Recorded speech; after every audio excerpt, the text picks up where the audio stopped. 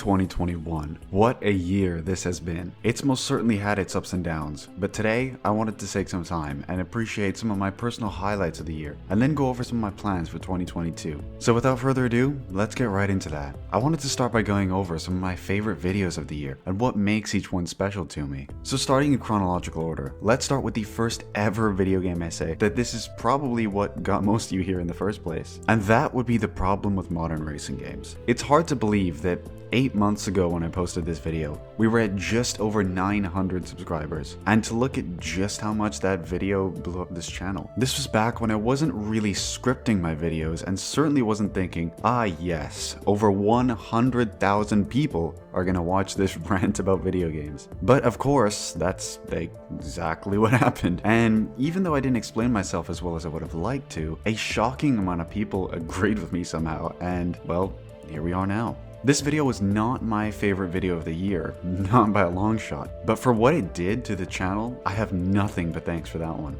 And shortly after this was when we hit 1,000 subscribers in April. And to have come that far in such a short time, I was absolutely flabbergasted. Fast forward 2 months to when we had the next viral video, and to this day remains the most viewed video on the channel, and that would be my review of Forza Horizon 2, sitting at a just ridiculous 142,000 views. It's still shocking to me that this video did so well, and I don't know why, but man, am I ever thankful for it. In the same month as that video's release, I decided, you know what, it's time for the first ever live stream here. And that was reacting to the Microsoft E3 press conference where Forza Horizon 5 was initially revealed. I still remember my reaction to that game and my excitement, and now that the game has been out for a few months, I can say my initial thoughts were actually pretty accurate, and in some surprising ways, the game certainly actually surpassed my expectations. June was a really good month for the channel, and it got even better when I released probably one of my top 5 videos of the year, which would be my Forza Horizon 1 retrospective.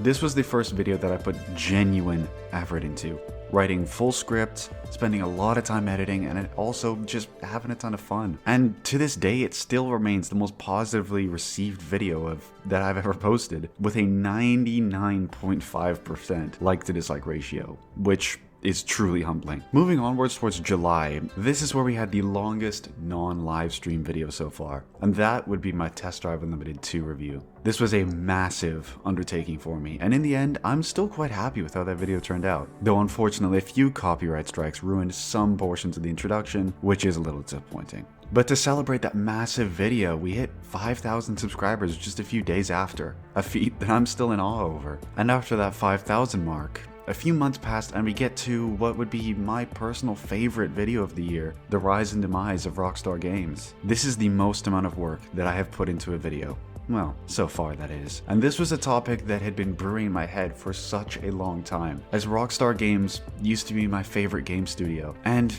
this is probably the most emotion I put into a video this year, and the only time I've been genuinely angry at a developer on video. And I will stand behind everything I said in that video for the rest of time until I get a reason to feel otherwise. And finally, my last of the true favorites of the year would be my Horizon 5 review. My thoughts on the game remain exactly the same, and honestly, over time and through DLC, I feel this game will only continue to become even better. Now that was 2021.